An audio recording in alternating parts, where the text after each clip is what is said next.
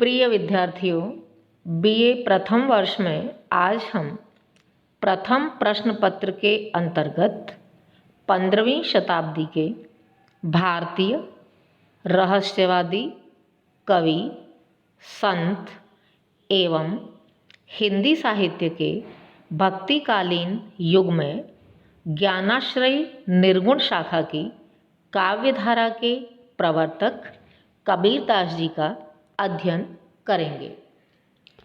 कबीर एक व्यक्ति होने की बजाय व्यक्तित्व हैं। कबीर जो न हिंदू हैं और न मुसलमान, कबीर जो दुनियावी होने के बावजूद जाति धर्म से ऊपर हैं।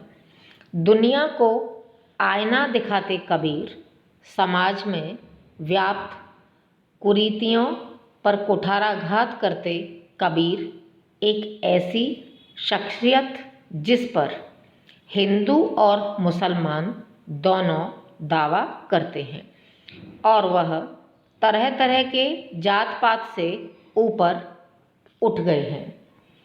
कबीरदास जी के अंतर्गत आज हम कबीर की साखियों पर चर्चा करेंगे।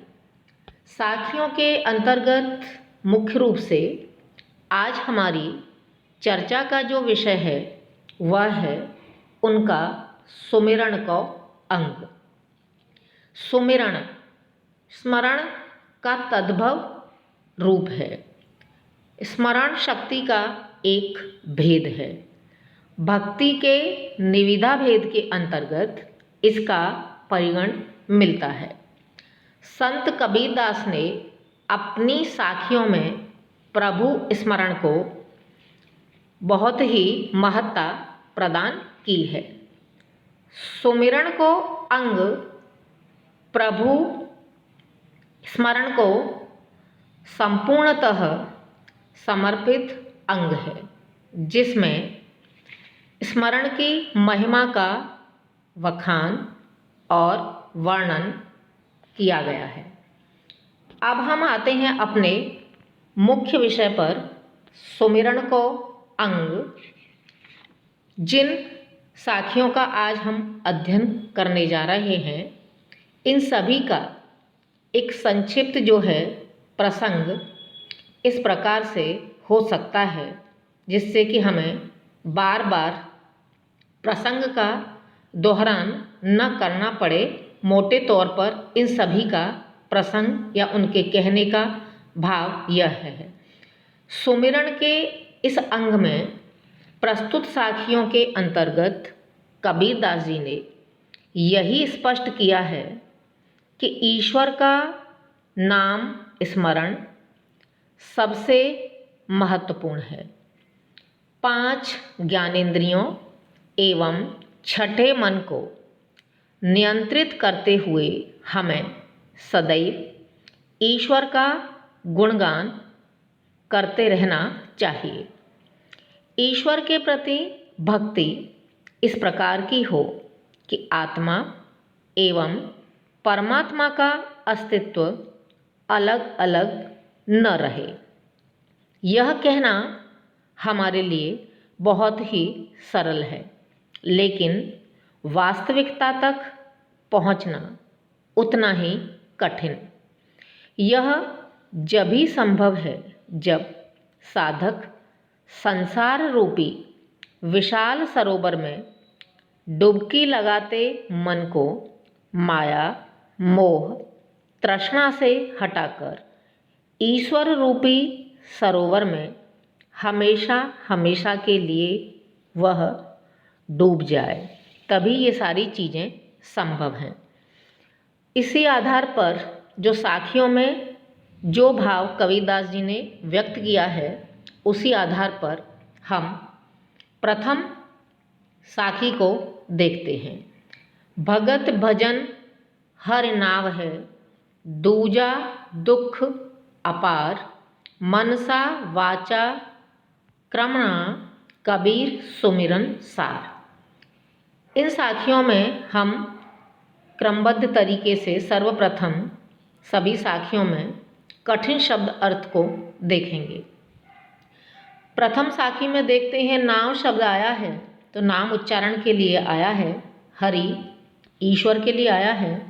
दूजा का शाब्दिक अर्थ है दूसरा, अपार तो अत्यधिक। सुमिरन आया है तो स्मरण करते रहना चाहिए जो है, और सार सार तत्व के लिए है। मनसा शब्द है मन से, वाचा जो है वचन से, और क्रमणा शब्द है कर्म से। अब हम इसका भावार्थ देखते हैं। परमात्मा की भक्ति, कबीरदास जी कहते हैं कि परमात्मा की भक्ति और उनके नाम का भजन स्मरण ही सार तत्व है, यानी वही सभी चीज़ों का सार है, सबसे ज़्यादा मूल्यवान है। इसके अतिरिक्त आया है कि दुख अपार, इसके अतिरिक्त अन्य सभी बातें अपार दुख देने वाली हैं।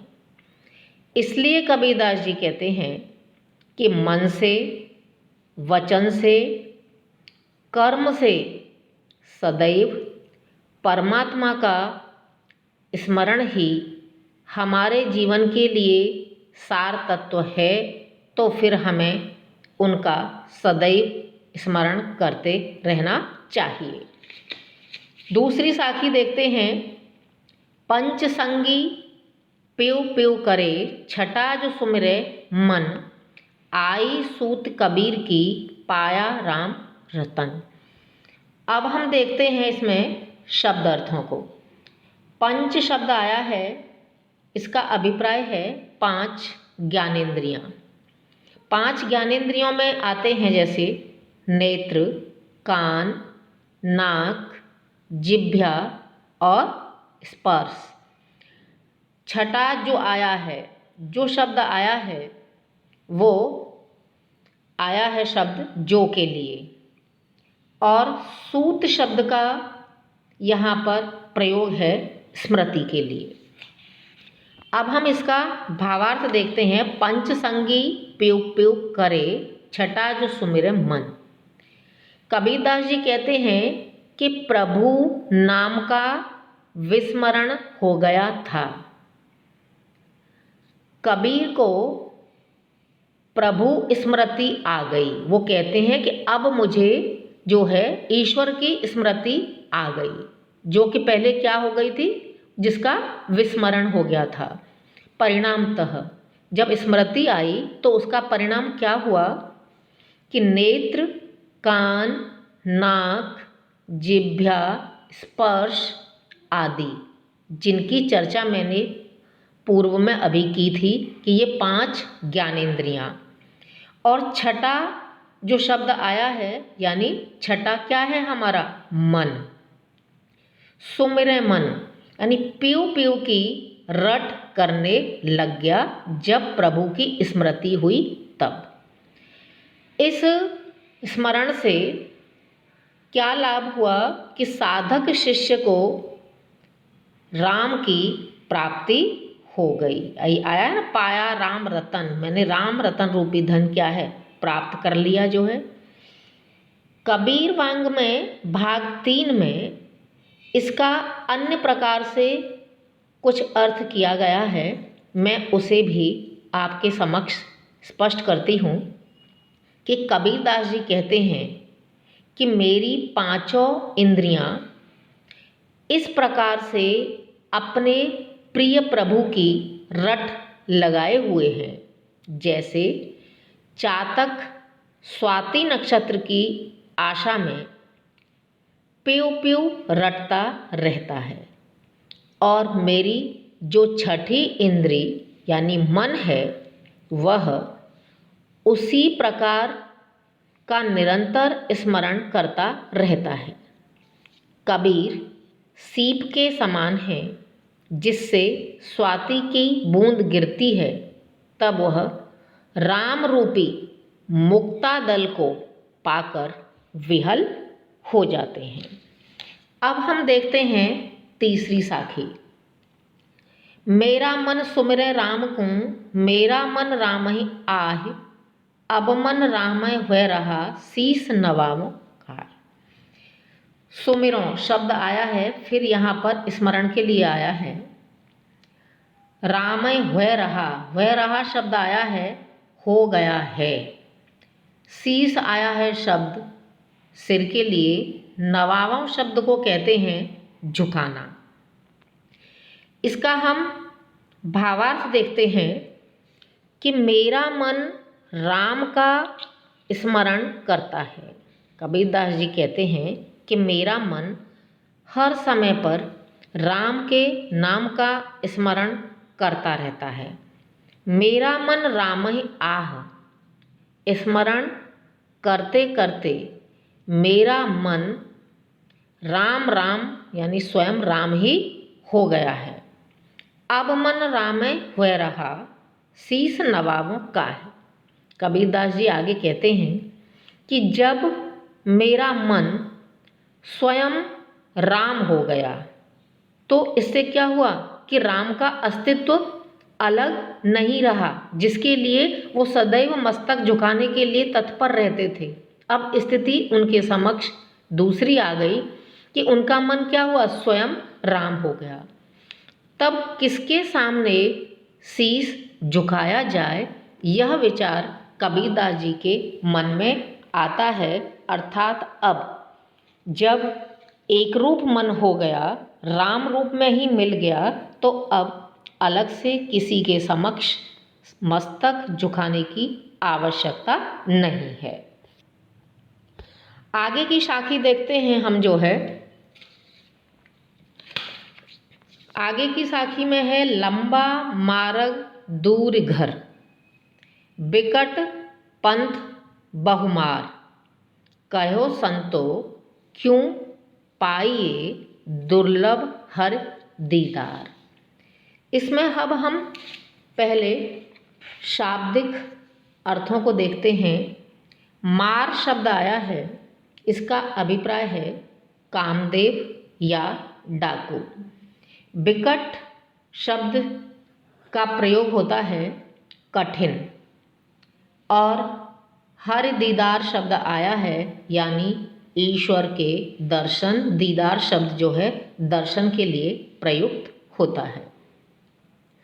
इसका भावार्थ देखते हैं लंबा मार्ग दूर घर। कबीरदास जी कहते हैं ईश्वर प्राप्ति का साधना पथ बहुत ही लंबा है।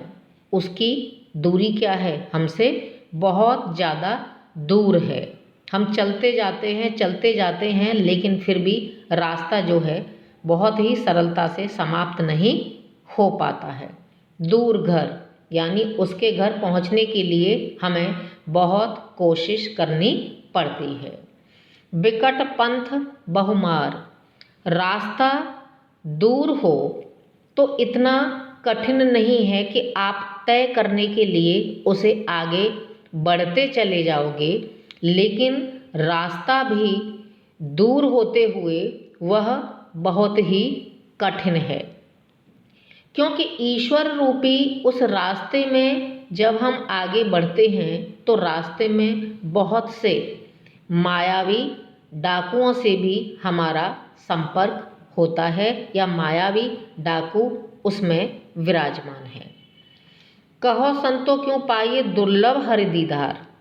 ऐसी स्थिति में कि जहाँ पर मायावी डाकू विद्यमान है, रास्ता बहुत लंबा है, जहाँ सरलता से पहुँचा नहीं जा सकता, ऐसी स्थिति में संतों से सभी लोग यह पूछते हैं कि संत, हे श्रेष्ठ ज्ञान को समाहित रखने वाले संत पुरुषों, आप बताइए कि यह रास्ता इतना जो दुर्लभ है, जिस पर चलकर के वहाँ तक पहुँचना असंभव है, ऐसे हरि का दर्शन कैसे प्राप्त किया जा सकता है, या इस रास्ते को तय करने का या पहुँचने का अन्य क्या विकल्प है जिससे हम इस रास्ते को तय कर सकते हैं।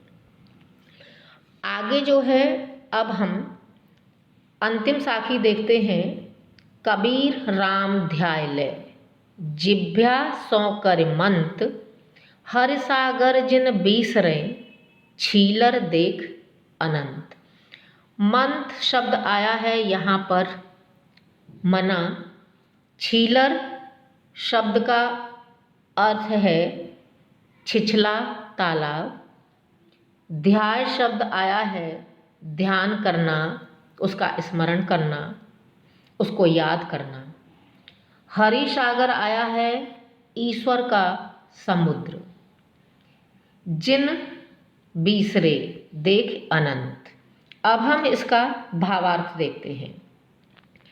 कबीरदास जी कहते हैं कि राम का ध्यान करते हुए जिह्वा से राम नाम का मंत्र जपते रहना चाहिए। यानी कबीरदास जी का क्या संदेश है इस साखी के माध्यम से हमारे लिए कि हमें सदैव राम का ध्यान करते रहना चाहिए, क्योंकि जब हम ध्यान करेंगे जभी जिह्वा पर उनका नाम स्मरण करने के लिए आ सकता है। तो जिह्वा से होकर मंत्र, सदैव उनके नाम के मंत्र का जाप करते रहो। आगे है हर सागर जिन बीसरे।